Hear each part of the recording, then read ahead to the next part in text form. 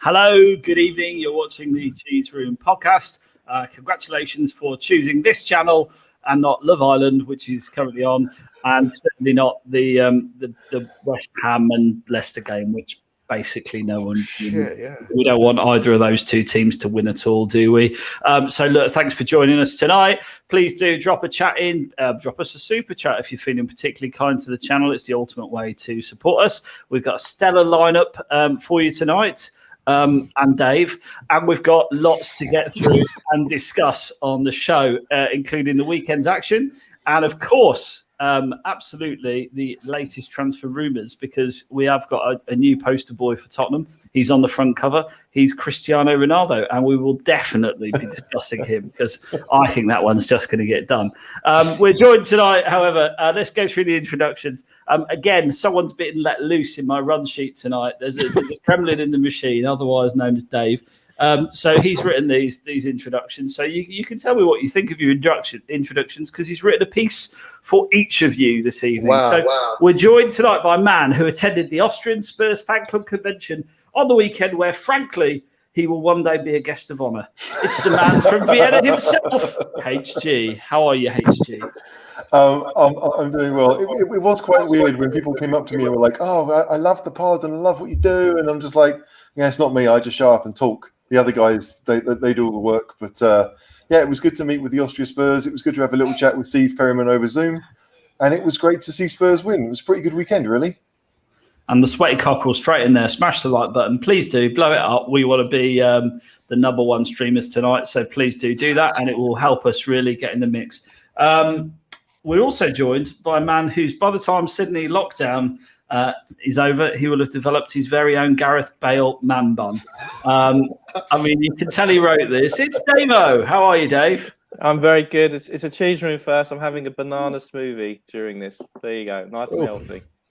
I mean, absolutely. What I would say about all of this is I would have written something far more insulting than get a man bun. So, thanks for joining us, Dave.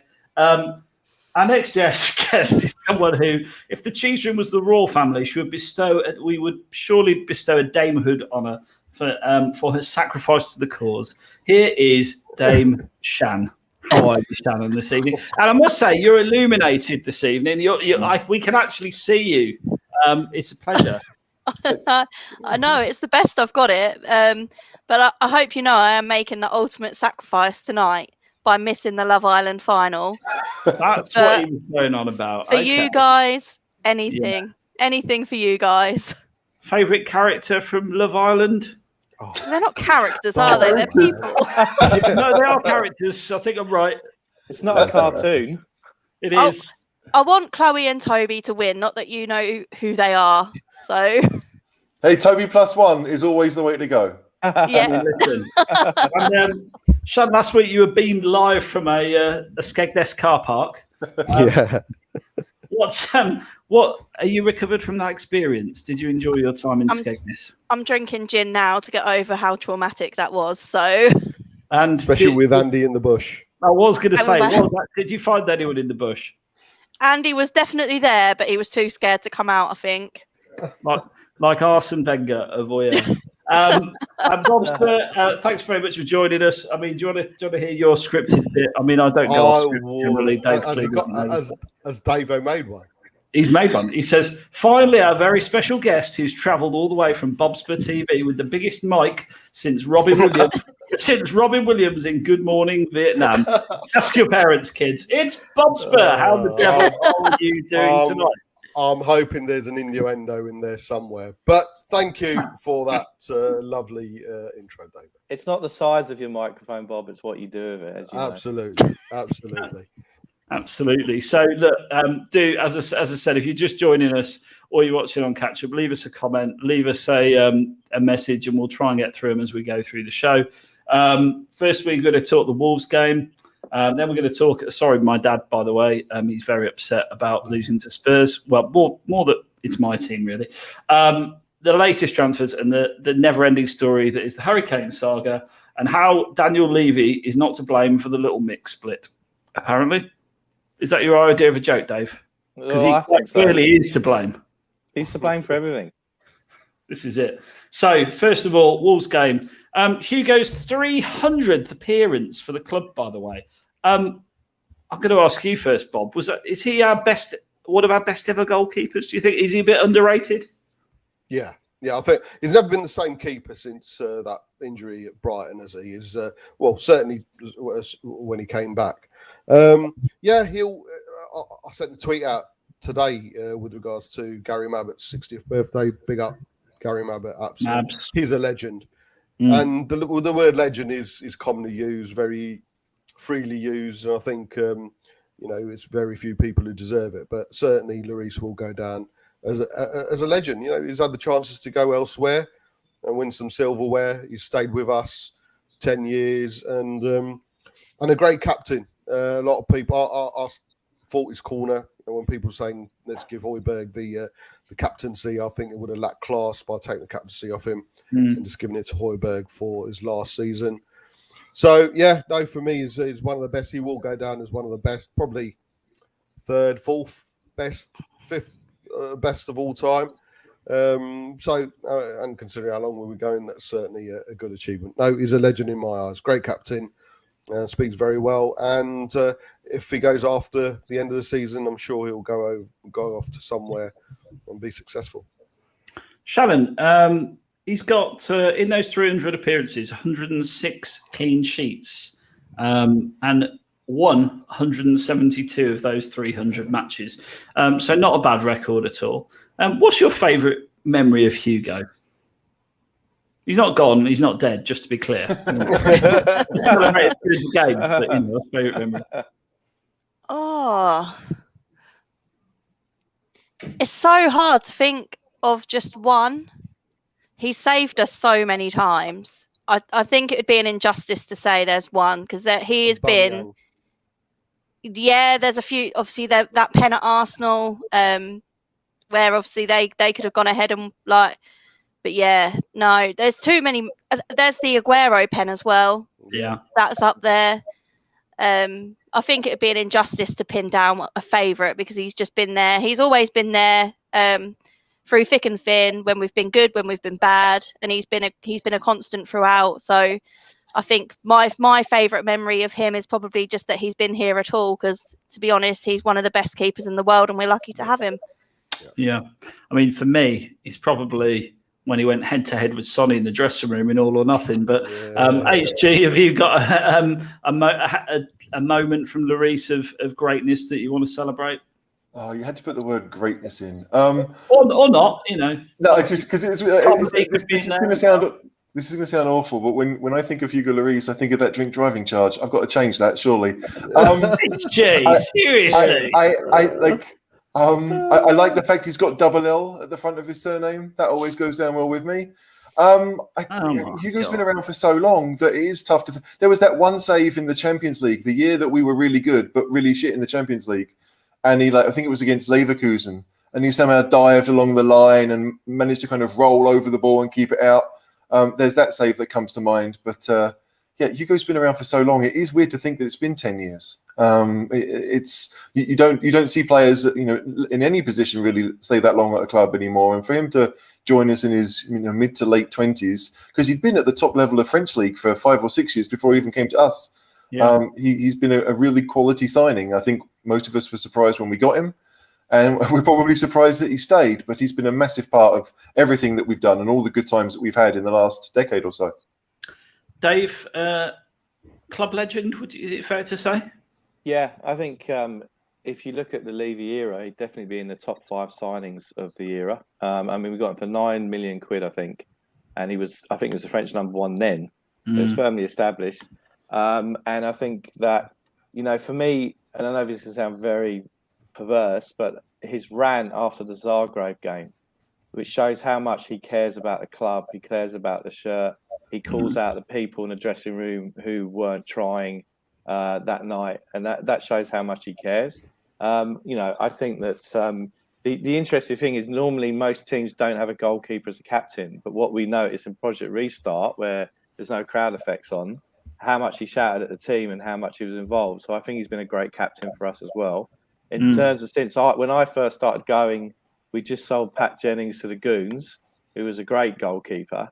And in terms of the goalies we've had over the years, I'd probably say he'd be up there with the late great Ray Clements and also Eric the Viking as well.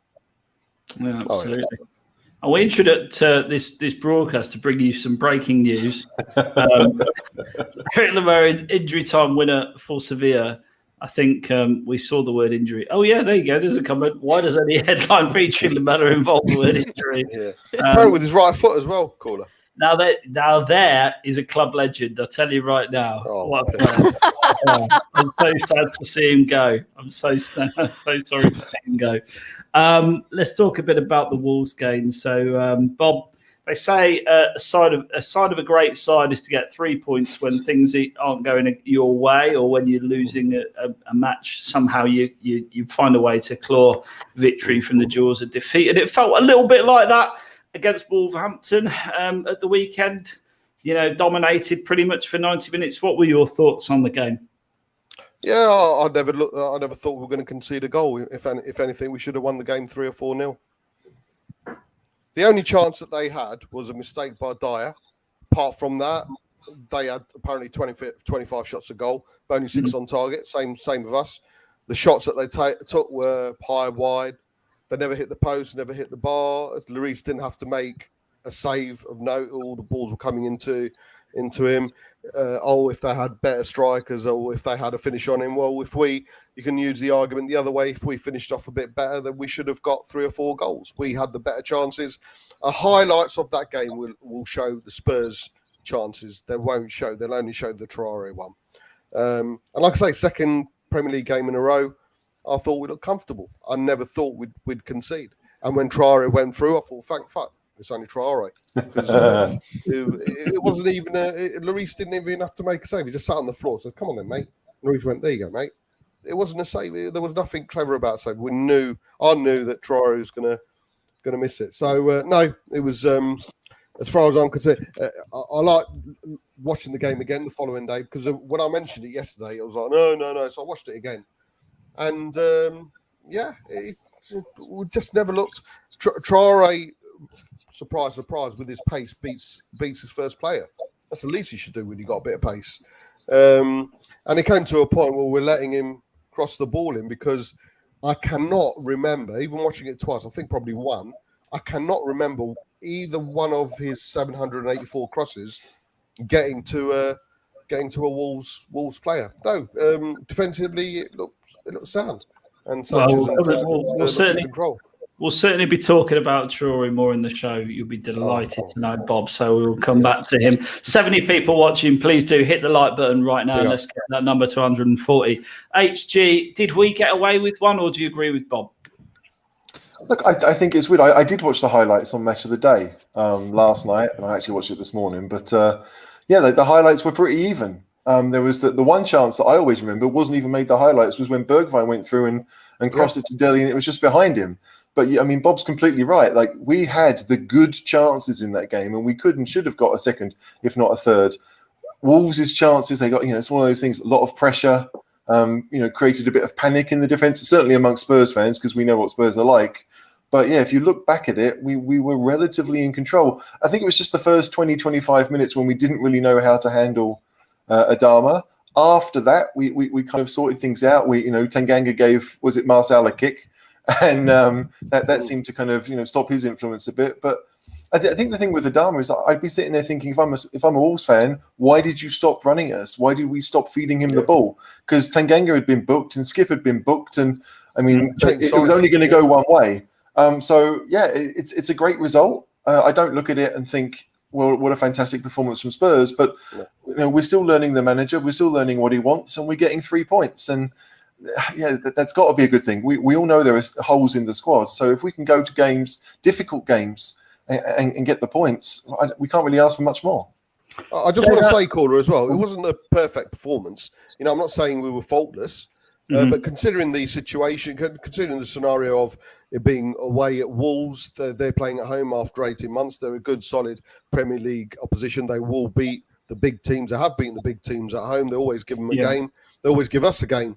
And to come away disappointed, I'll be honest, that we only won by 1-0, 1-0.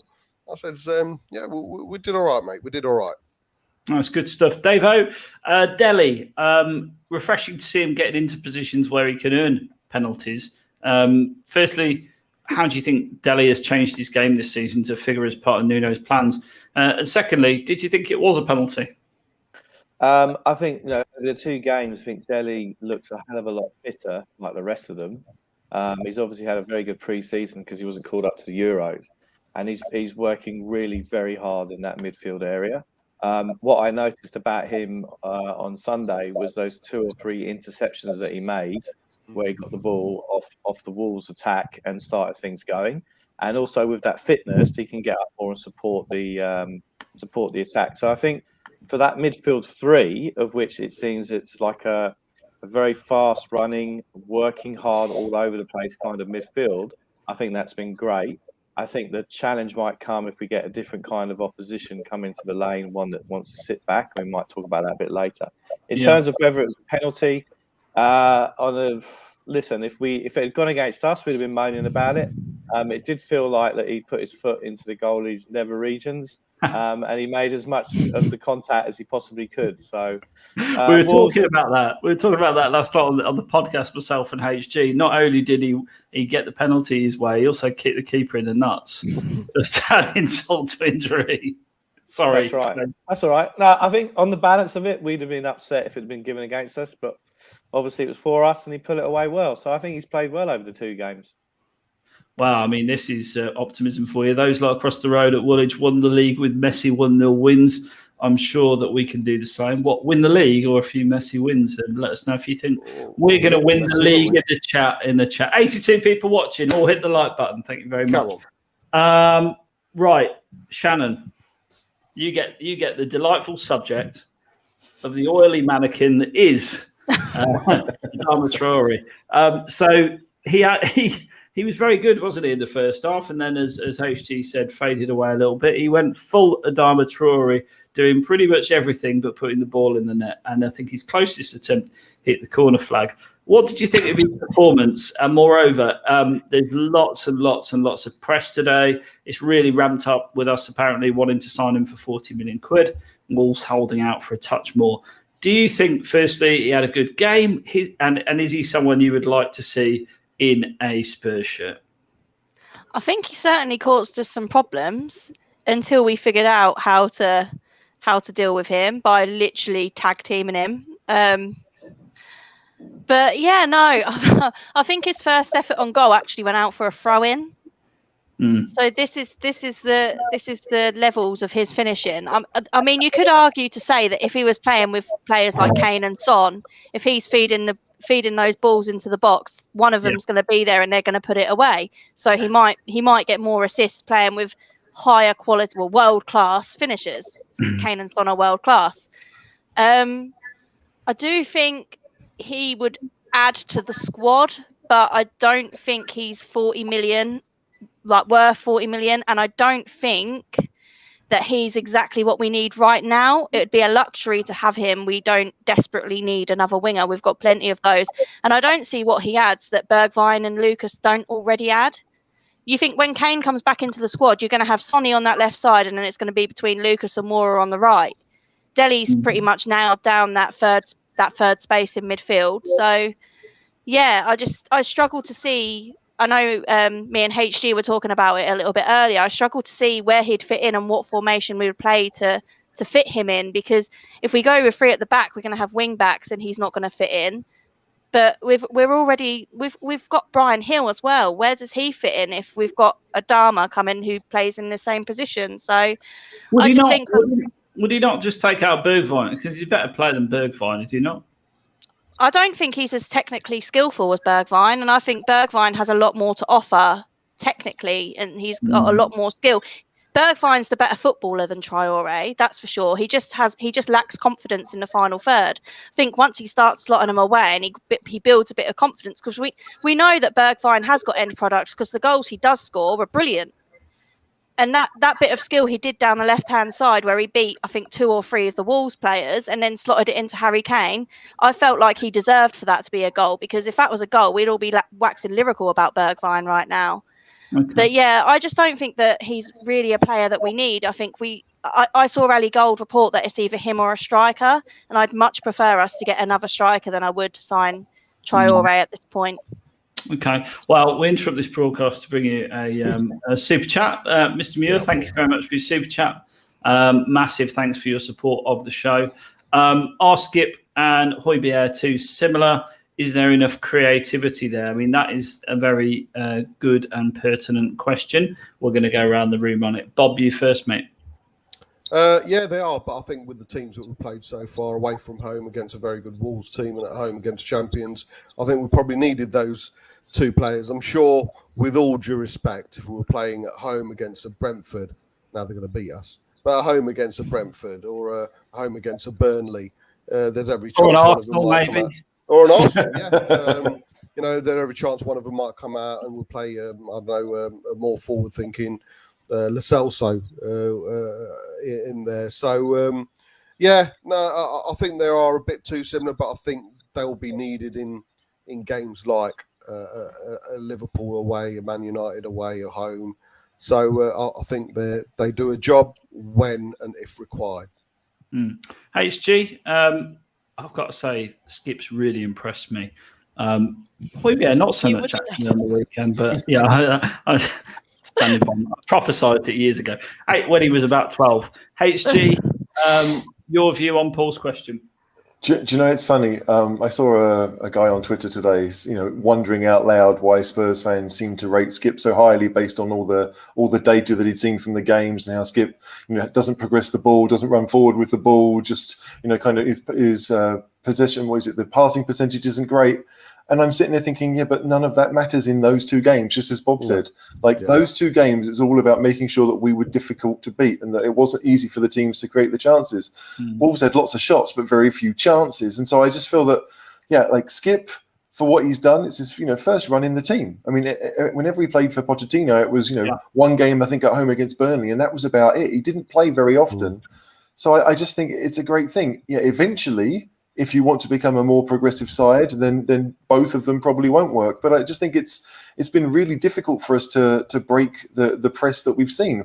City did it as always. Wolves tried it against us, and we've shown in the past that we struggle to break through a press. And so, yeah, maybe those 2 of them aren't really capable of doing it, and you've got to be braver to really go and try that in midfield. But with Bergwijn and Lucas and even Sonny at times able to drop deep and become extra attacking midfielders, in effect, I think we're capable of doing it. And so no matter what, whenever Skip's in the team, I don't think creativity is going to be what he's there to do. If he can show a little bit, great. And then hopefully the other players will be able to chip in. But it's really difficult to be creative when you're being pressed high up the pitch and unable to break that press. Shan? Yeah, I agree with what Bob said. I think with the games we've played, we've needed those 2 just to add a shield in front of Dyer and Sanchez at the back. Obviously, the way that they're playing, you've got sort of Højbjerg in the middle, you've got Skip on the right, and you've got Dele on the left. So when we're being attacked down the wings, you've got Dele going out on the left to help Reggie, and you've got Skip going out on the right to help Tanganga, and that's worked with the threats that we faced in these 2 games. I think with Watford at home this weekend, I think we probably will see Gio Lo Celso come in for Skip more than likely. And then you can play Dele maybe a little bit further forward. We might go sort of have those 2 sat in front of the defence, and you've got Dele in that number 10 role that he likes, and you've got the front 3. So I think we will change it up a little bit depending on who we're playing, because we don't need to be so defensive against.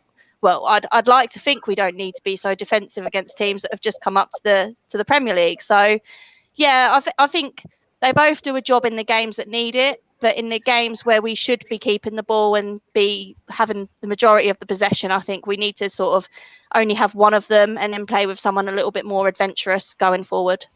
Dave, similar for you? Yeah, very much so. I do think we're lacking someone with a little bit of guile in that midfield. I'm not sure. I mean, I'd really hope Lo Celso does prove it, but so far it's very injury prone. and he's shown flashes of a good player he could be, but it's still potential. I don't think we've really replaced a player in the likes of the Modric, the Eriksen kind of player who can kind of break down defenses with a clever pass or a clever through ball. And I think that's missing from the squad. So I think we need to look at that still. Yeah, and once again, thanks very much for the super chat, Paul. If you want your Big up, Paul. comment sort of debated by the panel, do drop a super chat, or if you just want to show some support to the Cheese Room, we appreciate it. Craig makes a good point. We need better centre backs if we're not going to play two defensive midfielders. We're playing a deep block and hitting teams on the counter. Yeah, that's exactly what we do. And Nuno, generally speaking, is quite defensively minded, and he does. I mean, at Wolves he played a different system, but it was the same kind of football. So very interesting debate to have. It'd be interesting to see how we line up on Sunday. I just think it's funny that lots of Spurs fans, and probably myself included at times, we're all trying to recreate the team that we had 4 years ago. And we all want to see someone like Dembele who could do what he could do. Because it gave Eriksen the platform to do what he could do. We don't have the players for that right now. And even if we bought a number 10, I mean, Craig said it himself, the system wouldn't really suit them either. If we had a number 10, it would be instead of Dele, right? Because we'd still need two relatively solid midfielders behind him. And I don't think Lo Celso can be that unless we are playing the weaker teams at home. If I'm Watford, I'm looking at Spurs and thinking, yeah, Spurs can be got at. Because they know just as much as we do that maybe our centre-backs aren't the best. So as much as we've got 2 wins out of 2, and that's fantastic, we can't run right now. We have to walk. We have to play it careful, and I think that pragmatic it may be, but there are times and places to be on the front foot and really go for things, and I'm just not sure we're there yet. I mean, the fact that Kane isn't available, isn't really playing, is part of that. Kane's in the team, we're automatically a better side, and we're capable of doing much more. So it's going to be interesting to see what happens. But I think for me, when it comes to Watford at the weekend, I don't think it'll be too different to what we've seen already. Mike says, I'm currently away on holidays and still tuning in to enjoy the Cheeseheads live discussion. Am I an example of a poor human being? No, an excellent one. No. Of course. Yes. What everyone should be doing. In fact, what everyone should be doing right now, 104 people, is hitting that like button really, really hard. So please do continue to do that for us. We appreciate it. A few takeouts for the weekend then. So this one for you, Dave. I realise we're only 2 games of the season in, but is this the worst Gooners team since last season? That is a funny line. Whoever wrote that is a genius. It's a genius. It's a comedic genius. And his comedic genius. I think it's the way I sell it, but, over to you. Well, I think you kind of screwed up Sean's intro, but anyway, we'll talk about that offline. But that's the kind of talent I have to work with, isn't it? That's you locked out the run sheet for next week, Sunshine. No. The Gooners, they've spent 100 million, haven't they? 150. Right, there we go. So they've spent a fair bit of money. To be fair to them, I know Gooners and being fair to them is just not in my nature. They have been hit by COVID. But look, I just want Arteta to stay as manager for as long as possible. The nightmare scenario would be he gets sacked and they get Conte in. So long may all this continue. There was a great, I don't know, I mean, Sean, you're obviously younger than me, you know the difference between a meme and a GIF.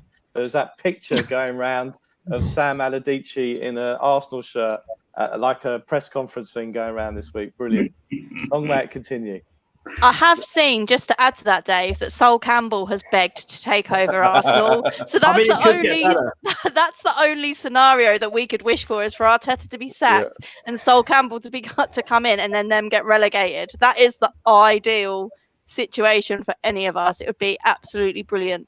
Sorry, can you not use offensive language like those 2 words, those 2 names you just said? Just please don't do that. Put her on mute. That tweet he put out where he was just walking around. talking. What's that? Around What was that? Oh, Soul Man's in town.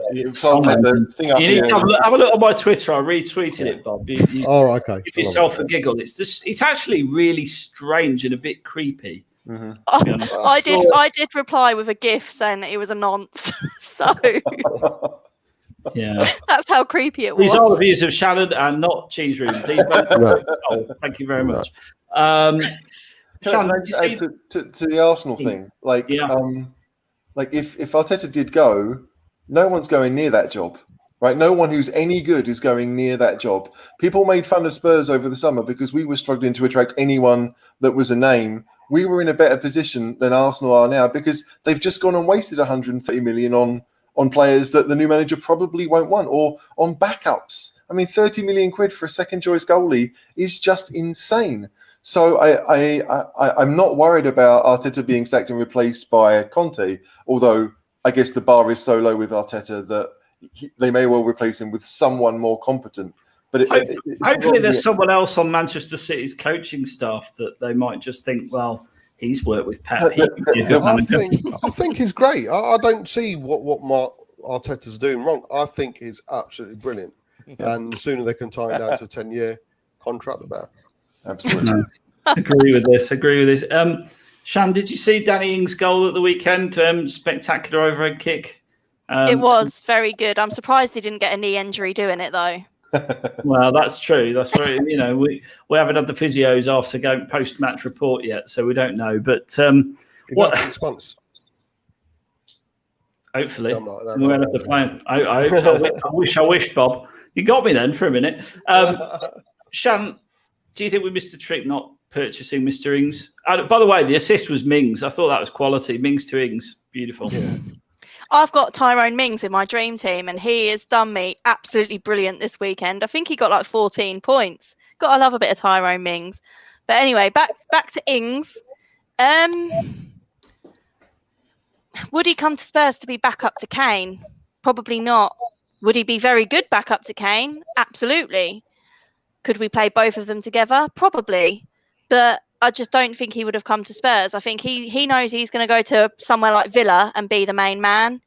As good as Ollie Watkins is, Danny Ings is that level. He's more established. He knows what he's doing. He's got more experience. But yeah, I just think he wouldn't have come to Spurs. If Kane was to go, which by the way, I don't think he is, then maybe that's not what my stalker says. If you're having problems with your stalker from Man City, caller, just send him my way and I'll deal with him. For those of you watching the show, I've got a weird well, not a weird person. He might be watching. He might know where I live. You're a really nice guy. You're a really nice guy. And he keeps messaging me, have you heard yet, mate? Have you heard? Apparently we've put a £145 million bid in and it's been accepted. I'm like, well, no, fully enough, I haven't. There's literally no one reporting that whatsoever. So anyway, this is where I come from. Sorry, Shan. But yeah, no, there's been reports come out to say that it's going to be virtually impossible for City to get Kane now. And I think we all believe it. He wouldn't have posted on social media in our colours if he was going, and he wouldn't have risked himself in a physical game against Wolves away if he thought he had any chance of going. Yeah. I think he might potentially sign a new contract as well. I think if he's going to stay, I think he's going to find it a struggle to go anywhere next season when you've got Mbappe, Haaland, you've got Lewandowski that apparently wants a new challenge. Like, he's going to struggle to find anywhere that is going to pay the money for him. He might as well just stay at Spurs and win a trophy with us, because we've got the two best centre backs in the league, ain't we? So if you've got that, you can build on anything. Yeah, just on that, best centre backs in the league, Davo. Like, everyone slates Dyer, everyone slates Sanchez, but they've been pretty good, haven't they? First two games, the odd mistake, but nothing really bad. I mean, yeah, they have made the odd mistake in both games. They could have cost us, and you know. But to be fair, that generally happens to most centre backs playing a football game. You know, no one's perfect for 90. Yeah. If they are, they're worth 90, 100 million. Yeah, but Dyer's always with Dyer, you always go 75 minutes in, you always say to yourself, God, Dyer's having a good game today. He's looking really solid. 2 minutes later, 1-0, 2-0, something's happened, right? So I think we've all been through a lot of tough times with those two. We've been traumatized by their defending. So always in the back of my mind, they're going to cock it up at some point or another. We spent a lot of money on Romero. He's taken a knock. We're looking to bed him in, and then he'll be in. Maybe we'll play from the back, but I can't fully trust those two. No, sorry. Well, no, I agree with you. I can't fully trust them either. I just want to address this because we get this a lot. Hardcore and HG brothers, yes, absolutely we are. And yeah, you wish you were, mate. You wish. We're separated. One of us talks far more eloquently than the other. One of us is far better looking, and then one of us moved to Austria. So I'll let you figure out which is which. Shan, that's a yellow card. All I need is I could respond to that and say all HG needs is some lighting. So there you go. Bob Spray, anything else from the weekend's football you want to call out? Yeah, Traore's shit. You didn't get enough of a say earlier, no? No, I didn't. No, I think he's shit. In my opinion, I don't think he's worth 40 million. I don't think he's probably worth half of that. He's I mean, the biggest thing for me. I know what Shan's saying. You know, around world class players, class players, he'd do better. Spain were 1-0 down or 2-1 down in extra time. Can't remember the score, but they were certainly down. It was second half of extra time. Italy's defenders were all aged, old, and it was like I say, literally the second half of extra time. You'd think you bring on probably the fastest player in the Euros, but they didn't. They didn't. They didn't bring him on because I just think they don't rate. He's not rated that highly. He's never been in the top 25 Premier League players of any season he's played in. He's had one purple patch of a season where he assisted 9 times, but apart from that, if you take that out of the way, he's had 3 assists and 7 goals in over 100 games. And Bergwijn's got 5 assists and 4 goals in 37 games. So all these people will want him instead. They'd rather have him in instead of Bergwijn. Why? Because he can run a bit faster. Well, no, he just doesn't do it for me.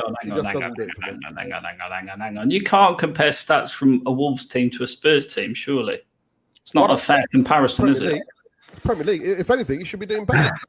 If he's playing in a counter-attacking team, if they're back against the Wolves, you find the weaker teams will always have more of a chance of playing on a counter-attack. So well, for me, it should be doing a lot better. But like I say, it's even Spain. I would say Spain have got world-class players. They didn't bring him on because he's shit. Yeah, well, his back is against the Wolves quite a lot. HG, what are you saying? I looked at the 7 goals that he scored. I wanted to find out who he'd scored against because I knew one was against us and I knew 2 were against Man City in the same game. He's never scored in the first half of a Premier League game. He's only ever scored in the second half, and I think 3 of them were in injury time, right at the end of games. So you just think, I mean, maybe if he's coming on for the last 10 minutes, that could explain some of it. But we know that for the last season and a half, he's been starting most of their games. So, there's no reason. Like, even if we needed an attacking midfielder, and we need other positions more than that, but even if we needed someone like Traoré, I still wouldn't want him for that money. I don't care how much Nuno likes him. I mean, we're entering into, Jose Mourinho signing Nemanja Matic or Redknapp signing flipping Nico Kranjčar.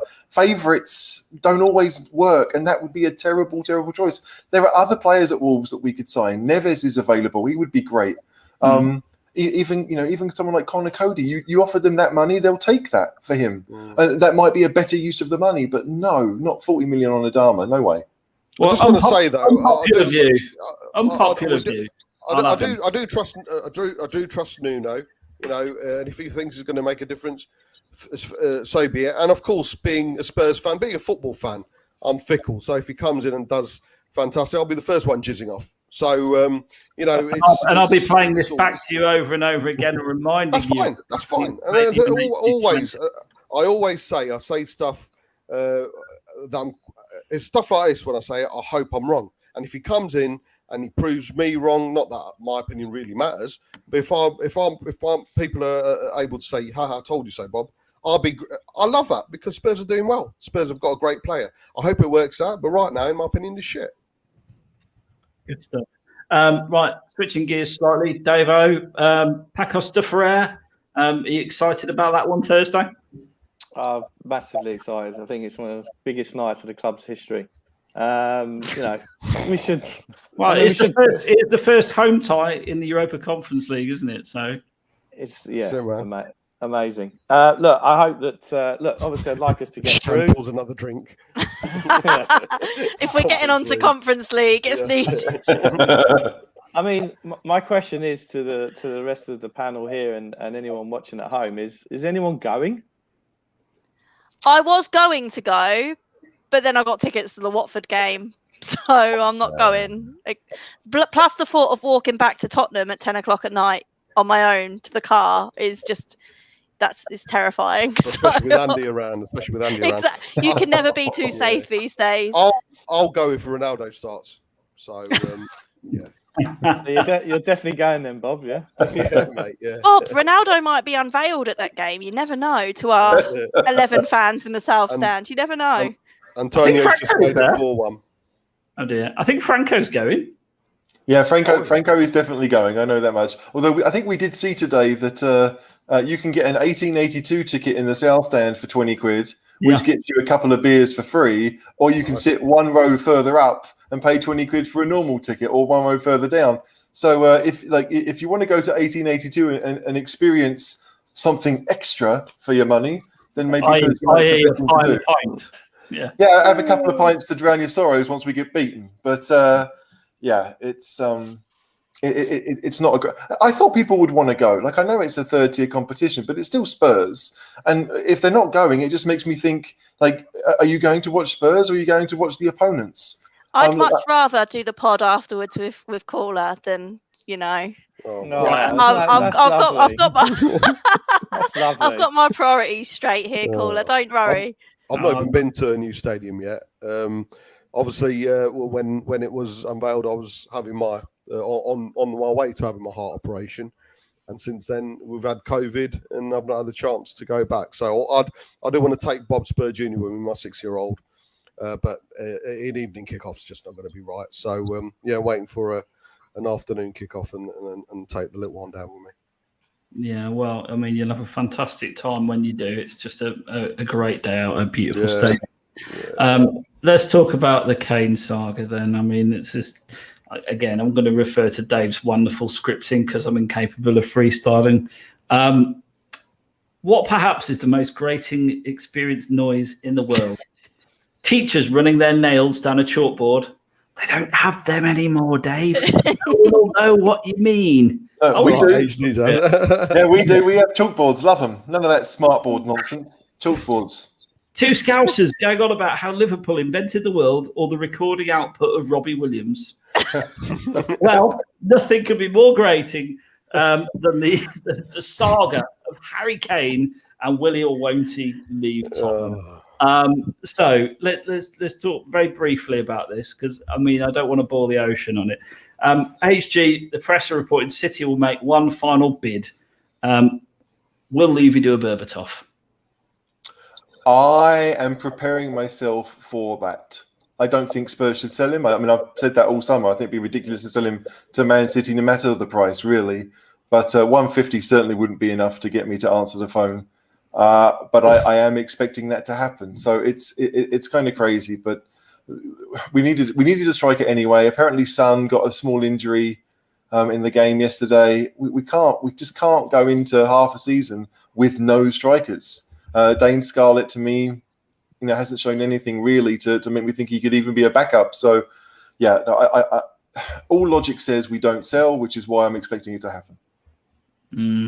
Bob, do you agree? Yeah, as an exclusive member to the Twitter group chat, YouTube group chat, Caller, you will know, I've always said the 3 words, Kane is staying. I've always said that. You'll know that's my position too, all the way through. Yeah, I know, mate. And he's staying. Well, now it's too late. I don't want him to go to Man City because they're shit as well. It's too late. I hope Levy and Lenik hold off, even if they do come in with 160 now, because I don't think it'll look good. But no, he's staying. I think the fact he came on against Wolves for me just confirmed it. It was too big a risk to take to bring him on, because if he'd gone down injured. I'm sure there were many Spurs fans who would have said, yeah, he's injured. There's definitely not going. But it just would have been too much of a risk from the financial point of view for the board if there were any inklings about him going. So I'll stand by it. I've always stood by it. Jamie in the chat has kind of echoed that as well. Kane is staying. Good old Levy, he always holds firm. And how do you think, Shan, he performed against Wolverhampton at the weekend? I mean, his cameo, was he? I thought we felt a bit better when he came on. What did you reckon? Oh, we were 100% the better team once Harry Kane came on the pitch. Anyone that says we weren't is just, it's ridiculous. If anyone says we weren't a better team once Harry Kane came on, they're ridiculous. And you heard it from me here first. Yeah, they're probably related to Lucas Moura, aren't they? No, but again, obviously we were putting in so many long balls, like Hugo kicking the ball out. We weren't playing out from the back because we knew there was the threat there. If we get pressed and they get through on goal, there's a risk. So Hugo was obviously putting in long balls. We were putting crosses into the box. There was no one there to get them. The one thing that Harry is best at is holding up the ball, turning and getting a shot away. And we missed that when he weren't on the pitch. And as much as I've gone on record and said I'm so disappointed with Harry Kane, and I'll never respect him in the same way ever again. But at the same time, we're a better team with him, and we're better off supporting him and making him want to stay than we are him coming on, booing him, and him thinking, oh, fuck you then, I'm off to City to go and win some shit trophies with them. What's the point? We might as well support him, make him feel like he is loved, because he is loved no matter what he's done. We'll always love him. It just won't be the same level of adoration or idolization that we had before. It's like you've been married 25 years and she's got off with the bodybuilding hump from the gym that you're a bit jealous of, and you kind of understand why, because if you were her, you would do the same thing. But she's had to come back to you because you're a millionaire. So man, we are playing this for Mrs. Cooler. That is quite a statement. Unbelievable. Wow. I just want to say quickly, there's twice already this season the Spurs fans have made me proud. I'm sure loads of other people are. You talk of people, someone proving me wrong, Caller. First of all, it was Saka. Absolutely fantastic. Everyone clapped him, and I was so proud to be a Spurs fan. You know, even Ty from AFTV picked us up, and that's saying something. But I sent I sent a tweet out before the Wolves game saying I don't know why people are going to be surprised about Kane getting booed. It's going to happen. I might not agree with it, but it's going to happen. It didn't happen. And when they sang Harry Kane is one of our own, again, I got goosebumps. It was absolutely touch of class from all the Spurs fan base. Unexpected, surprising. It was absolutely brilliant. And I tweeted it out. Like, I've never been so glad to be proved wrong, because it just shows what a class. And I'm sure, as cheesy as a far-fetched it might sound, there's probably part of him that thought, wow. Because he questioned it, didn't he? In his little statement, he said, I'm surprised about all the negativity or whatever he said in his statement about the Spurs fans questioning whatever. So to come onto that reception, I'm sure he was expecting boos as well, was absolutely fucking brilliant. Absolutely brilliant. Well done. I love the back and forth with the Wolves fans as well. Yeah, that was good. Harry Kane, he's worth more than Wolves. Did your dad really like that one, Caller? My dad wouldn't care. I mean, he really wouldn't care. But yeah, no, it was good, and a good bit of back and forth. That's what football's all about. You've got to take a bit of fans, don't you? They loved it. You could see Wolves fan actually laughing when they were actually pissing themselves. They were loving it. Yeah. Well, funny old subject, isn't it? Can I just add to that as well? I tweeted about it, but I was so happy to see Kane stay behind and give the fans what they deserved as well. I was like, yeah, it's all good. It's all well and good. You come, like, you posting on social media, you coming on to play, like playing on the pitch again in our colours. But it means nothing if you don't go and give the fans what they deserve after they've basically said, right, as long as you're wearing a Spurs shirt, all that you've done is forgiven, and all we care about is supporting you while you're wearing our colours, right? So if he hadn't have gone over to them and given them what they deserved, I think that would have been an absolute disgrace. But I am so glad he stayed behind and gave them the recognition that they deserved, because them fans were absolutely brilliant on Sunday. I think if I'm honest, you find that away as well. You've got the 3,000 is the hardcore of the Spurs support, you know. and absolutely, I turned down a ticket actually to be at home cooking a roast this Sunday. So that's how much commitment I've got. But I'd have been doing exactly the same. Davo, has Harry Kane found a way back into your heart? Yeah. I mean, look, the reality of the situation is ever since Judas went up Seven Sisters Road 20 odd years ago, my faith in players and loyalty and all that's out the window. The reality of the situation is that City haven't put the money up that Levy wants. Surely Levy can't do a Berbatov now. Surely he can't do that now because we've got no strikers. We still need to buy another striker because we need a Vinicius-like backup this season. We don't have it. Sonny looks a little bit injured from the weekend. So, you know, he went over to the fans at the end. But a good point that was made in the chat is that, you know, the away supporters by the very nature are the most loyal, the ones who pay the money to travel different parts of the country. And whenever I used to go away, Tottenham was great because that's the best atmosphere and things like that. Yeah. I think that's a good way of doing it. So, you know, I think, has he won his way back into my heart? My heart is an open place for everybody. So, of course, he has. I'm amazed you've got one, to be honest. Hang on, I didn't write that in the script. You certainly didn't. No. Well, you know, I just like to go off piste now and again. Freestyling now. It was always freestyle until Dave took control of the run sheet. And I'm glad he has, because there does need to be some structure. HG, does Kane start against Watford at the weekend? Is that to me? Your name is Kane, yeah. Yes. Why no? I just heard a mumble. Yes. Yeah. Harry Kane should start Thursday. He should start Sunday. If he's back and he's fully fit, then yeah, we should start him. Like, it's not, our front three weren't great at the weekend. I mean, if Son's injured, he should play. Lucas was pretty average. We didn't see any of the things that we saw against Man City, against Wolves. I mean, Lucas was awful, frankly. So there's definitely an opportunity for Kane to start. And when you've got, Nuno said it himself, we've got one of the best players in the world. So unless we really have decided to sell him, he should start now. Yeah. Okay. Let's talk transfers then. Everyone's favourite part of the show. So firstly, the cover boy, Ronaldo. I saw a comment saying, "I can't believe you're actually taking this seriously." We're not. It's a bit like when we call Mr. Paratici Don Paratici on the show. It's because he's Italian, not because he's a flipping Don. But there you go. It just seems to be a trend. Everyone wants to be called the Don. Do you know, our reaction to Spurs signing Ronaldo was the same as Arsenal fans to them signing Aaron Ramsdale, only they went and did it. They thought, no chance. That's never going to happen. That's ridiculous. We aren't going to be that stupid. We're not going to sign him, are we, Dave? There's only one Don, and he's up there, Don Corleone. I'd agree with that. Yeah, I'd agree with that.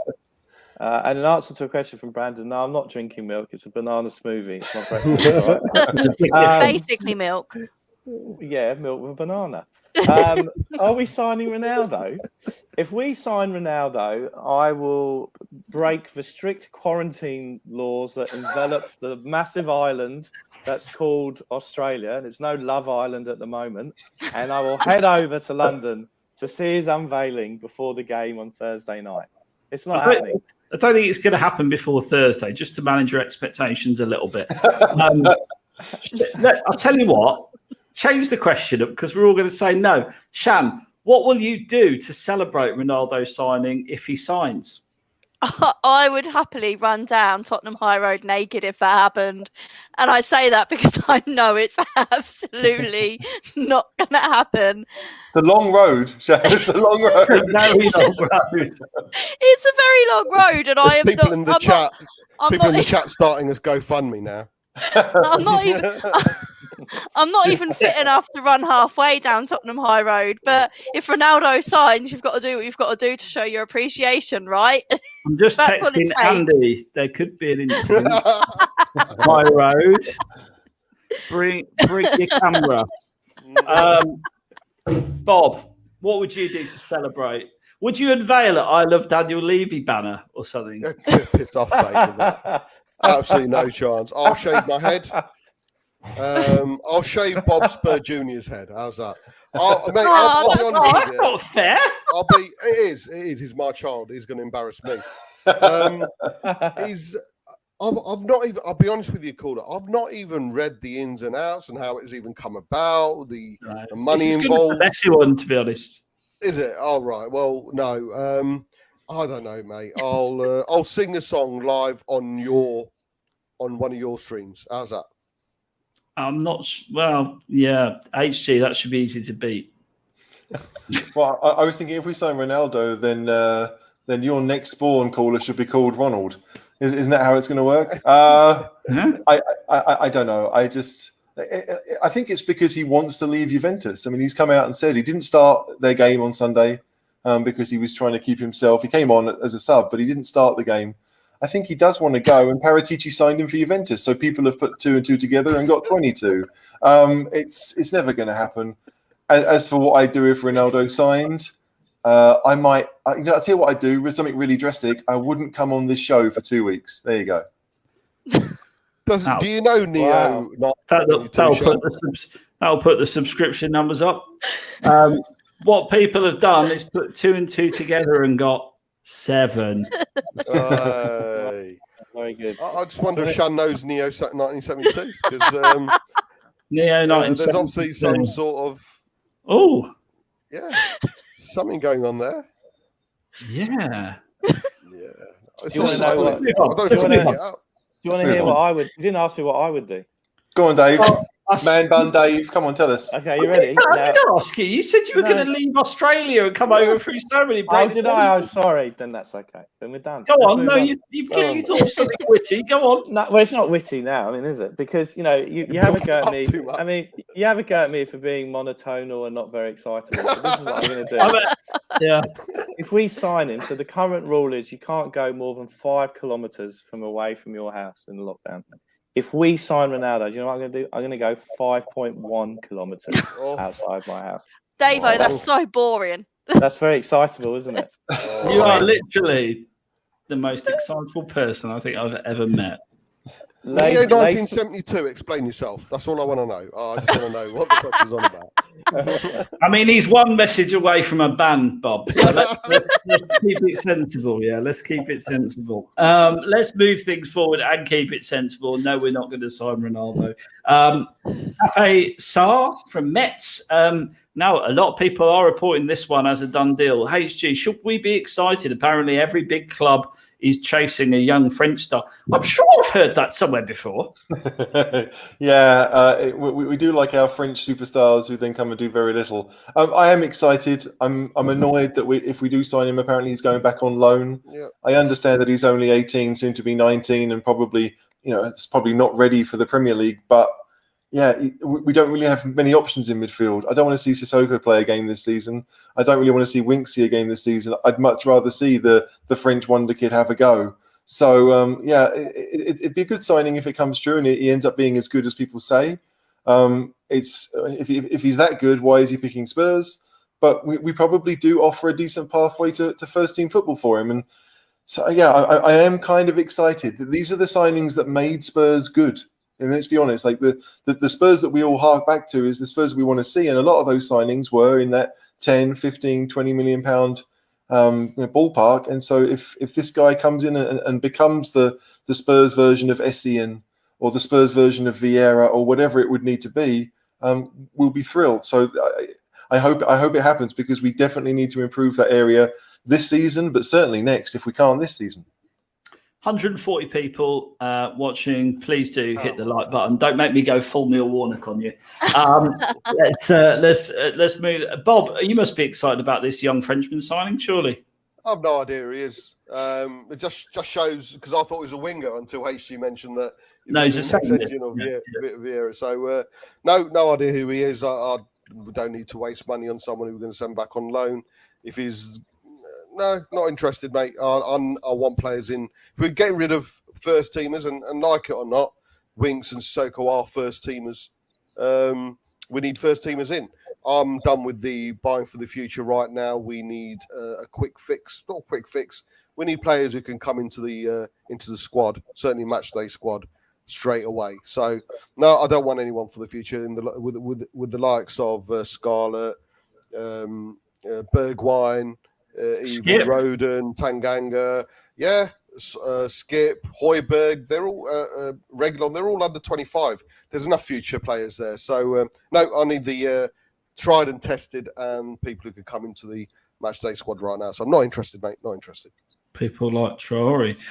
Weston McKennie from Juve for Ndombele. Shannon, would you send Ndombele on his way and bring in McKennie? Absolutely, yes. Because I've not really seen too much of McKennie, but from what I've seen, You've seen Ndombele, yeah. Well, we've not seen him in Ndombele, Bob. That's the problem. We've not seen him. So yeah, I think from what I've read about Weston McKennie is he's a player that's going to give his all for the badge, and I think that's exactly what a Nuno team demands. At the very minimum, you give everything on that pitch for the badge, because obviously the badge is bigger than the name on the back. That's the famous quote, right? So yeah, I think we're going to take a hit on Ndombele anyway. No one's going to pay the money we paid for him because they've all seen that he's got a massive attitude problem. And the fact that we're currently paying this guy £200,000 a week, the same as Harry Kane. Harry Kane, one of the best Tottenham Hotspur strikers in history ever, Tottenham legend in his own right. Obviously, yes, he's done what he's done, and that's a completely different kettle of fish, but he could seriously take over Jimmy Greaves' record and he'd be the best Tottenham striker of all time. This idiot is getting paid the same amount of money as Harry Kane. Are you actually... He's earning, what is it, £60,000 a week more than Sonny? Yeah. Are you having a laugh? Get him out. Get him off the books and get someone that wants to fight and play for the badge in. I don't care if we take a loss at his point because his wages is enough. Like, we're not going to be paying Weston McKennie anywhere near the wages that we're paying in Ndombele. So get him in. If he fights for the badge, then yeah, I'm happy with that. There's no point in paying Ndombele. There's Bob Spur Jr. in the Bob Spur Jr. Lovely head of hair he won't have. if there's no point in playing there's no point in paying Ndombele 200k a week to just not even be in the squad. If he can't get fit for a friendly game against Milton, like Colchester United, then what is he? Like, just get him out and get someone in that we can at least play or will play for the badge. Absolutely. I couldn't really agree more. HG McKennie, American, isn't he? He is American, Weston McKennie. And again, he's another Paratici signing. He'd just be happy to be there if he's American, surely. No, enthusiastic. Be careful. The American team is actually getting quite good now. They've got players at Bayern and Juventus and all over Europe. I mean, Pulisic is at Chelsea. They're a decent side, America. But McKennie was one of the first to really break through, played at Schalke in Germany for a couple of years. And I think a lot of people were surprised that he got the move to Juventus. I think he went there on loan initially, and then Juventus made the deal permanent. I don't know how much he's played for Juve, but it's the kind of midfielder we might need. So I could maybe see it happening. I think with Ndombele, the thing that surprises me about it is the fact that it seems to be Nuno that has decided, I don't want you around. Like I'm really sure that Ndombele was fit for those games and he could have been involved in the squad. And Nuno has said, no, thanks. I don't need your type around the club. So it will be difficult to get anyone to pay his money. I suspect that we'll be paying him 200 grand to not play for Spurs or even to play against Spurs. But we can't be paying someone 200 grand a week to sit at home. And that's basically what we'd be doing. We let someone pay 100. They pay 50 grand a week to have him on loan, and we're still better off. Who that's going to be, I don't know. But Ndombele is a player that teams around Europe will want. So we just have to make sure we can use that in a way that benefits the club most, whether it's a midfielder or even a striker or a defender. We'll take anyone who's half decent, really. But it's a shame about Ndombele because the talent's there. But if Nuno doesn't see it, and I think Nuno sees the talent, but if Nuno doesn't want that attitude around the club, and Sissoko's going and Aurier's going, then it does make the most sense for Spurs to let him go. But we've got to use him wisely. What can we get in return? You ever been to America, Davo? Yeah, loads of times. What's it like to be surrounded by people that are the polar opposite to you, personality-wise? What, eat a lot of burgers all day long? I wouldn't know. Just like really happy. That's not in the script either. We need to have another chat. Listen. Look at that transfer window where Levy proudly proclaimed in All or Nothing, we've the biggest net spend in this transfer window. What do we spend? 50, 60 million on Ndombele, 50 odd million for Lo Celso, and that's why we didn't get Bruno Fernandes. Ryan Sessegnon, 25 million and a hamstring injury. And then Franco's favourite player, what's his name? Jack Clark. So good. Franco sacked me over Jack Clark earlier, so we need to be careful how we tread here. Okay, I think Frank, maybe Jack Clark and Franco are related. I don't know. You're safe here, Shan. He can't get you here. It's fine. If Andy can. Yes, that's right. So it's been another complete waste of money. So as Paul says correctly, why do we get it wrong with our big money signings? If you go down the list of when we've broken the club record, Soldado at the time was the club record. Yeah. All awful. I think the best club record signing at the time for a small period of time was Modric. I think the 18 million on Modric was a club record, and what a legend he was. But Ndombele, he can go. If Nuno's decided he hasn't got the right attitude, off he goes. But I think you're right. I think we're going to have to subsidise some of that 200 grand next season, which for Daniel that's going to be an awful nightmare for him. I'm just going to say, Dave, that Eric Lamela was our best record signing. Sorry. That's how bad the record signings have been. Yeah. I think my laptop's playing up again. My laptop's playing up. I need to get it You're fixed. off script, Chad. You're off script. Get back on script, quick. HG, Donny van der Beek apparently has been linked with us this week. I mean, that's a really weird one, to be honest. One season at Man United, barely played. Can't see that happening, can you? It's one of those things that I can see United. I can see Van der Beek wanting to go because he's not going to play for Man United. He's going to be. I mean, is he even making the bench? I'm not even sure about that. So no. He's looking at another season wasted. The question is for Spurs: what are we going to do if we did sign him? Where's he going to play? Is he going to be someone who plays next to Højbjerg? Does he have the ability to beat the press? Because that seems to be what we needed. I don't see Van der Beek as being that mobile midfielder that we probably want. So again, I think it's a case of Man United want rid, Spurs need a midfielder, and they've put the two and two together and not really thought about it. I think Van der Beek is a really good player, but I just don't know where he fits in a system that is counter-attacking or how we would use him. So I'd be surprised if that happened. Yeah, me too.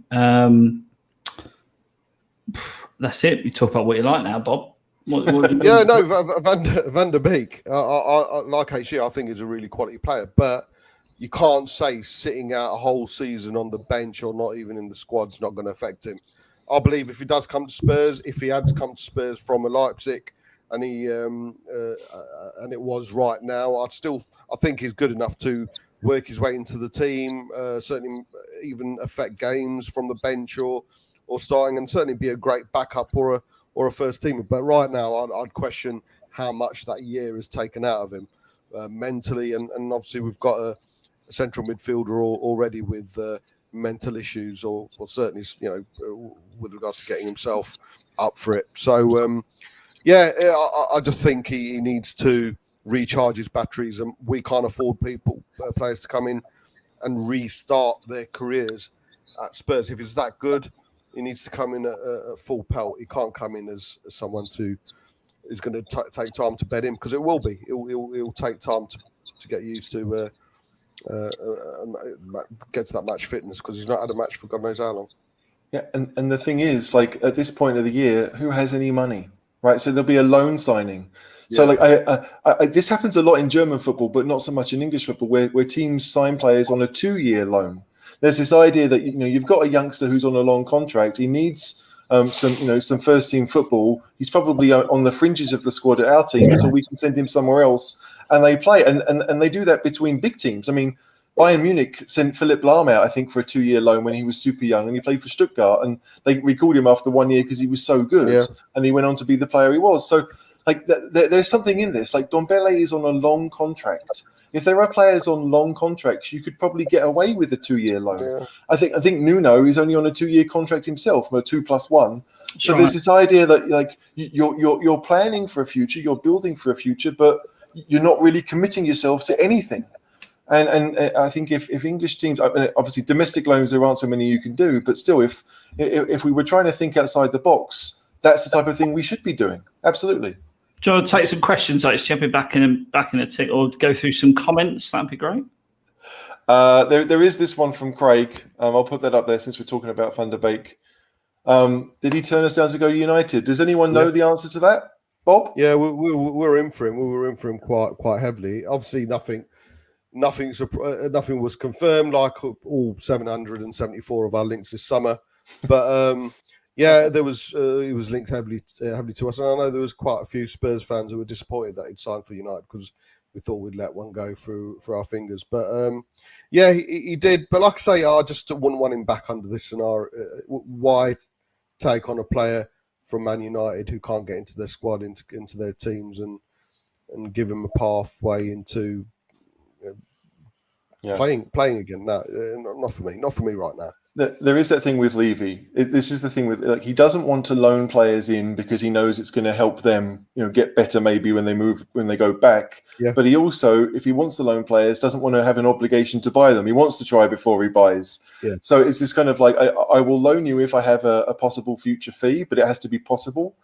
And I think Man United might take that deal, if I'm honest. If we said, right, like, we'll pay a relatively significant loan fee now.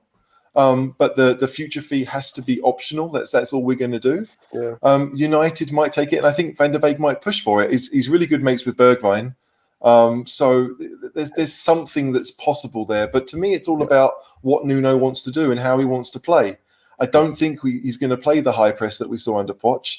So we need to think about, well, what is he trying to do? Are we going to be playing counter-attack football for the rest of the season? Are we ever going to try and be on the front foot a bit more, like we know we can do? It's going to be interesting because where does Donny fit in that if he was to be part of it? There's another thing here that came through. I don't think this is meant as a compliment. Dave, Van der Beek remind you of Holtby? Oh, I think Van der Beek's better than Holtby. I think we signed Holtby, who was the Germany under-21 captain, and everyone was raving about him. And it was a bit like him, Dempsey, and Sigurdsson. If you put a brown paper bag over each of their heads, you wouldn't tell the difference in terms of their ability on the pitch. You're talking about a lineup with Sigurdsson, are you? That's a bit hard. We can't talk about those things right now. Oh my days, Dave! What are you doing? I know you're on an island, but we can't go there. You're very much off the script there, HG. But the thing about Van der Beek is that if we all remember the night in Amsterdam, but we were 3-0 down at half time. We obviously got 3 goals in the second half. That midfield, that Ajax's midfield, just disappeared when we were pressing and got the 3 goals. So maybe he's a bit like a Carrick or a Genus when the things went against us and and those midfielders disappeared. So you look at someone like, if you remember Veron, he flopped at Man United and then Chelsea bought him, and he was equally as bad. So I agree with Bob Spur. If we'd have got him from a Leipzig or somewhere else, or Ajax, then I think that would be a good signing. But maybe on a 1-year loan to bolster numbers, maybe as a minimum, that will do. Okay, here's another statement. I have to say that Brandon is our resident American, so he's a bit biased here. But the Yankee Mafia is better than the Welsh Mafia. Shannon, how many American players can you name? And do you think they're better than Rodon, Davies, and Bale? The only one I can think of that's played for Spurs is Clint Dempsey. Mm-hmm. And Yedlin. There was DeAndre Yedlin.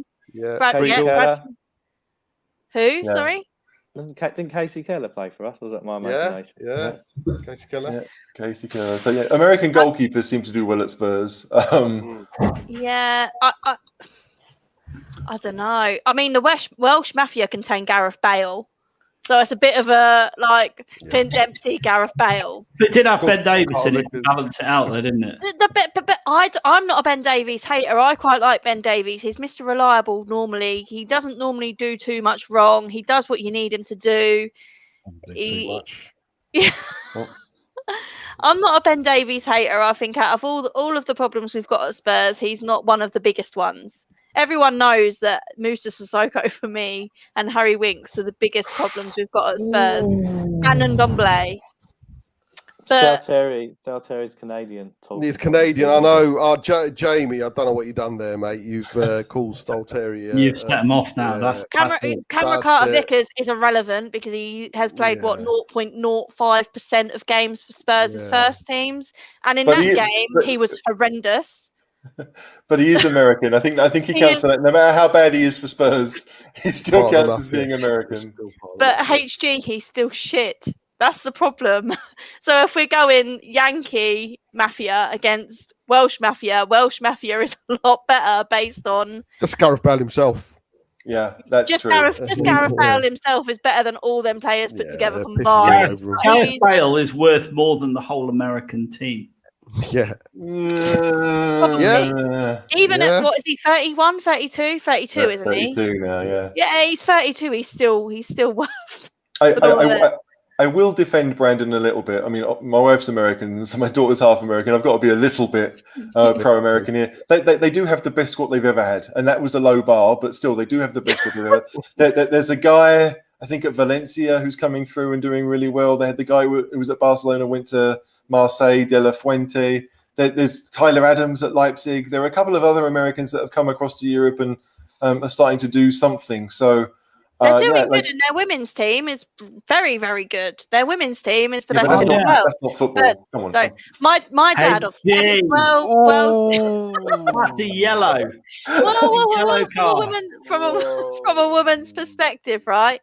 My dad is well documented that he's an Arsenal fan, right? And after the mind friendly, he tried to tell me that Arsenal won 4-1 on aggregate because of the women's game, and I was like, if you're stooping to that bar, then you've got a problem. You like, come on, straws. But I'm not. Yeah, the USA women's team is very good. The men's team has been a bit behind them for some time, but they have got some talent coming through. But the Americans that we have had at Spurs just haven't worked, have they? Bar Clint Dempsey for a little while and Brad Friedel, average at best. Let's be honest. Gareth Bale over all of the Americans, 100%. I mean, I thought Clint Dempsey was shit, if I'm honest, but I never remember seeing Clint Dempsey smile. He always looked pissed off. I know he's American. Never really smiled. Just like Dave. There you go. Yeah, he's my favourite player of all time. Yeah, someone took his gun away, and he's been sad ever since. Oh, dearie me. I mean, the stereotypes are coming out tonight, HG. Stereotypes? Excuse me, my in-laws live in Texas. There's no stereotype there that isn't true. There is nothing there that isn't true. You can't come at HG with the stereotypes because you brought up Adele in the last pod, like in the last point. In the words of Arsene Wenger, I didn't see it or hear it. Just a point about Clint Dempsey and his contribution to Tottenham. He did score the winner in our first league win at Old Trafford since 1990. Oh, there you go. Remember? Yeah. So there you go. Well done, Clint Dempsey. Right, I've got a question for you all. What are the priorities? You can all have a think about it. I'm going to come to each of you lovely people. What we can sign 2 players. So talk about the 2 positions you want filled within the squad. I think the reality is we're going to have to get rid of some deadwood before people come in. But just imagine Daniel's just putting his hand in his pocket and he's going to fill 2 positions. I know that's hard to imagine, Dave. What are the 2 positions that are priority for you, Shannon?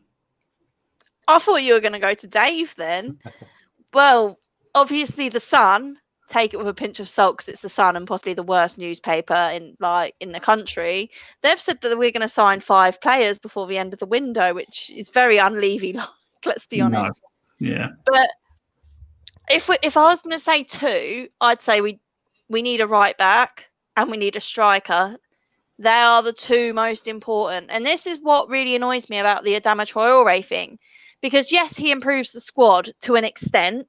Because clearly the squad isn't very good because they couldn't beat Pacos de Ferreira last week away. So he improves the squad because the squad, to be fair. We've got the first 11, which is decent, and then we've got the squad, which is very bad. It contains Harry Winks and Sissoko, so that's always going to be bad, right? But the actual when I saw Ali Gold say, well, it's Traore or a striker, I was like, well, surely you guys can see that we've needed a striker for seasons, and we're not doing it. If we get Traore in, and fair enough, they're going to say, oh, well, we can push Sonny further up the pitch, and we've got Traore slotting into that left wing position. Yes, that can work, but what if Sonny and Kane get injured? Sonny isn't an actual striker. So if you're playing just Sonny up top, then we're going to be playing against how we did when we played Man City, where we needed that pace. But if Harry Kane gets injured, you're losing all them goals, and Sonny isn't an out-and-out striker. He can only do so much. We need, especially if we're going to go forward, if we're going to go for the Europa Conference League, we need a Vinicius to play in those games. We can't be relying on Harry and Sonny to play in those types of games because it's too much of a risk. None of us are prioritising this Conference League over the league, right? We all know we need to push up. We need to make sure we're in that top 6 as an absolute minimum. To do that, we need a striker. We can't be playing Harry Kane and Sonny in too many of those Conference League games. It's too risky, in my opinion. Okay. Dave-ho? Definitely need a striker. I don't know of any other club like ours that messes around getting a second striker in. I mean, we should have bought Ings. I mean, I don't care that people are saying, well, it was 150 grand a week salary. Well, we've paid Sissoko 110, 120 grand a week. And the ballet. Yeah, exactly. So we should have bought Ings. I think he could have played up top with Kane because Kane, I mean, I was talking about before about we're lacking the Modric, Eriksen. I forgot about, Kane's role in the most assists last season. So we should have bought Ings. And I think the other thing is I think we need to buy a midfielder who offers something a little bit different than what we have at the moment. I think at right back, we'll just have to live with, we'll have Tanganga. And if we play three at the back, Doherty can play a right wing back. I know he's crap, but that might be his best position for the time being. But if the two definite things we need, striker and a midfield player who offers something different. Good stuff. Bob? Hopefully we'll get Tomiyasu in, who we've been signing for 8 years. So finally we'll get him over, although it looks like a dead duck. And we definitely need a striker. 100% need a striker, whoever that striker is, I'm not sure. Or certainly another attacking option, unlike, not a Traore, don't get me started on that. But yeah, we just need another attacking option, ideally a striker. But they're the two. Right back, like Davo says, we've got Tanganga, we've got Doherty, and looks like Aurier's not going anywhere. We've got Lavinia as well, who's still there. I'll rate him as a good youngster on the or Lavinia, I don't know how you would call him, but he's there. But yeah, for me, definitely a centre back, and obviously Tomiyasu would cover both areas. He could play right back or centre back, and Tanganga's playing that tucked in right back who plays alongside the centre backs, and Tomiyasu would do that job perfectly well as well. But yeah, definitely a striker, 100% another striker. HG, you've had the longest to think about it, so I'm expecting the best answer. It's not going to be. I might give you some names. The striker is number one. It has been for 3 years now. Striker is the number one choice. There's a guy at Torino, Andrea Bellotti. He's got a year left on his deal. You'd imagine they take a decent fee for him. If we're going to give 40 million for Adama, we can do a loan with an obligation for 20 million or whatever for Bellotti. I think Torino would take that. So that would be an option. We definitely need a striker. And again, the midfielder is a thing for me, but I don't necessarily want a creative midfielder as much as others seem to. To me, I want a midfielder that actually has what I would consider to be, is mobile and powerful. I don't mean someone like Sissoko who can't trap a ball. I mean someone like Sissoko who can. That's the type of thing we need, because we don't have anything in midfield. It's all about tippy-tappy passing, but no one is willing to break between the lines and offer that extra movement. That's the thing that I think Spurs are missing, is this desire to engage and make life difficult for the opponents in midfield.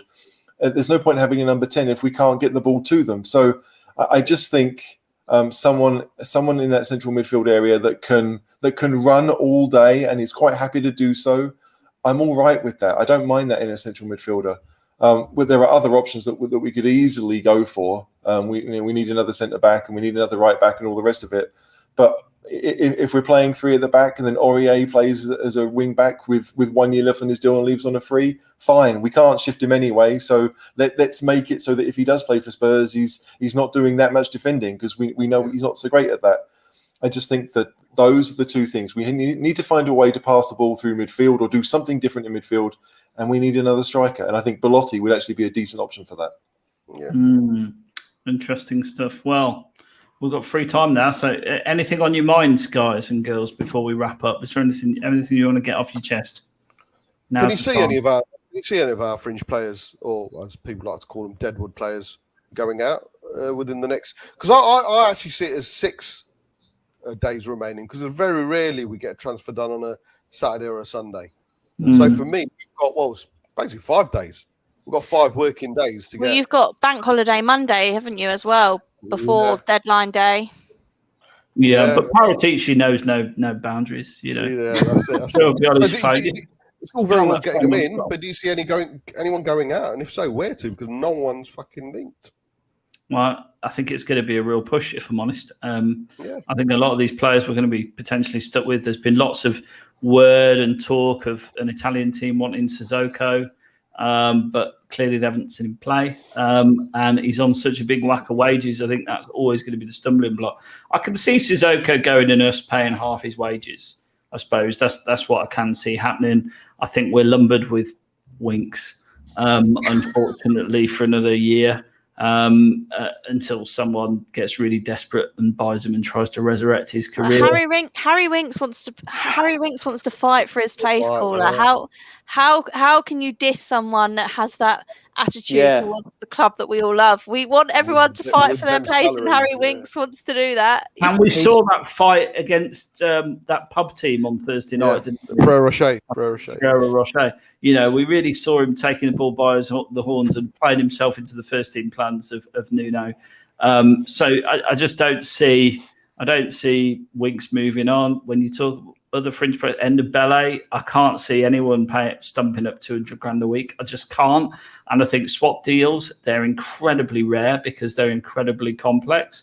The same reason that, when you look at the players that were rumoured to be swapping with Kane, they don't want to come to Spurs. And where's Endebele going to go where we end up not funding the move? I can't see. There's a very short list of clubs. So again, that one might happen, but it would be us funding it. You talk about funding the move. Sorry, Shan. You talk about funding the move. I would rather pay 200 grand a week for Dombele to pay somewhere else, and for us to have someone that actually we do need, we do use. Like the money. Don't get me wrong. That I don't want to waste 200 grand, but the only way we can waste it is if he stays. Appreciate it. I agree. Well, I totally agree. With you. It's just what quality you get in, because it saves on 200 grand a week. If we're subsidising him for 60, 70 grand, right, or whatever it is, if we're paying him 60, 70, and the other team, if we pay 130 and the other team take on 60 or 70, that's probably what's going to have to happen. But it still makes sense. If Nuno doesn't want him, there is going to be a team out there that I think would take that deal, and they might try and knock us down to that they only pay 50 grand a week. But the only other sport I really care about outside of soccer, outside of football, is American football. And they do this type of thing all the time, where they just trade contracts, and they do it for various reasons. But the point is, it's supposed to help their team both now and in the future. And if sorry, actually, I was going to say, I suppose if he goes on loan as well, HG, is less chances of him depreciating, because if he sits there till Jan, it's bound to depreciate, isn't he? So it makes sense, mate. He could go on loan for 2 years. Come back having done very little or not been amazing, and we still have 2 years left on his deal, and there still might be a team that's willing to pay 30 million for him. To me, that just, in 2 years' time, no one knows what the situation is going to be. If COVID has taught us anything, it's the fact that we genuinely don't know what will happen from 2 years from now. We could assume he'll be terrible. He could turn out to be an amazing player, having spent 2 years on loan at a Champions League side. If he goes to Inter Milan or AC Milan or wherever. you just don't know. But the one thing I will say before you finish with everyone else, this is the midfielder that I want. I can't believe I didn't say this earlier. I've wanted him for a couple of years. Konrad Laimer. And you want him so bad you wrote him in capitals. So I did. He did that with Kavici Kavashakashwataba. It's the text equivalent of shouting, isn't it? You know. Yeah. Konrad Laimer is the type of midfielder I think Spurs need. And I think he's a really good player, can play wherever. When Austria almost beat Italy in the Euros, Konrad Laimer was the reason, because he was the one who stopped Spinazzola from bombing down the left the whole game. He's just a really disciplined midfielder who can bring you everything. So that would be my choice. And he's not playing for Leipzig, so you just never know. But yeah, I don't know. Let's go around then. I had the Bayern in for Ndombele as well. I had Bayern and an unnamed Spanish side apparently are both in for Ndombele as well as Juve. So unnamed. They're so embarrassed to be linked to him. They're gonna not want to release their name. Yeah, well, there's no way Winks can end on. Sorry, go on. No, sorry. I was going to say when Winks came on for the last 3 or 4 minutes against Wolves and we were only 1-0 up, I got to admit a bit of poo came out. So it's nice, lovely. Yes, you do, Neo. Yes, you do. I think there's no way Winks and Ndombele will both go in the same window. So Winks isn't going. Winks wants to fight for his place. And I think that's great from a comedy value. That's just great news for all of us for the season. Winks will be the guy that oils up Adama Traore when he signs on the sidelines before we send him on. That'll be his role. Very funny. Yeah, don't do that, Julie. So naughty. Dave, what are you saying? Who are we going to shift then? I think Sissoko, I can see him going. But I just find it just that little bit odd that even at his age, the best centre-half that we had on the books before Romero signed, Toby, has gone, and Sanchez and Dyer still remains. I mean, it's just bizarre, really. It's an exercise in getting off the highest earners off the bill. So Sissoko, Toby, they're on 100 grand plus a week. So Sissoko will go, Winks will stay. And it's quite clear that nobody, and I mean nobody in this world, wants to buy Serge Aurier. Unbelievable. It's a shame, isn't it? It's a real shame. Bob, is there anyone you think's going to go? No, I don't think anyone's going to go. Honestly, I don't think we're going to get anyone out, mate. I just think our concentrations is getting people in, and I think they might be putting all the outs to one side and hopefully dealing them in Jan. I've got a funny feeling we're not going to send anyone out, which is going to be detriment to ourselves, especially with our wage bill. If it happens, like Davo, the only realistic one is Sissoko because he's been probably the most rumoured one. Yeah.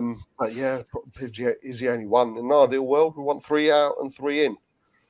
But to have a shift of 6 players, I know the Sun is saying 5 out, 5 in. Can't see a 10-man movement within the club in 5 working days. I can't see it happening. So I'm more interested and hopeful of people coming in and wishful of people coming in than actually going out right now. If they don't go out, it's their own fucking fault. I mean, I don't see anything happening until Monday and Tuesday of next week. I think there's something to be said for the fact that the Watford game is the game, our final game before the international break. So once we know if we get past Passos, once we know where we are in the league, that like little things like that will probably mean a lot to Levy. I mean, they probably shouldn't, but they probably will. So when Monday, Tuesday come around and players know exactly where they stand, you might see some movement. But before then, I'd be really, really surprised, sadly. Okay. Well, that's all we've got time for tonight. So I want to say thank you very much, Bob, for joining us this evening. It's been an honour. Like I say, as always, we've had a gentleman's agreement and I had to come on anyway. So that's what it is. Absolutely. Shannon, thanks for illuminating us this evening. You're more than welcome. Dave, yeah. Great script. Great script tonight, caller. As I said, we need to talk about your execution of it off air. There's absolutely nothing wrong with my execution. It's the Yeah, tools. 1972, mate. I mean, you. I don't know what's going on there, but it's obviously something. The tools that I've been given to work with. It's difficult. No need to be rude about your guests, caller. That's why you got it straight away. See, who says you haven't got any humour? Me. HG, thanks very much, mate. A pleasure as always. I seem to see more of you these days than the other half. So that's if we're not brothers, people clearly think we are. But it's always a pleasure. I don't know what I'm saying. I'm tired for it. I will just say, as nice as it is to see Arsenal in the bottom two, did we really have to have West Ham and Chelsea top? What the heck? Yeah. Can we have some good things in our life without bad things happening too? Just like I know West Ham are half decent. We saw that last year, but top of the league after 2 games. No, please, that needs to stop as soon as possible.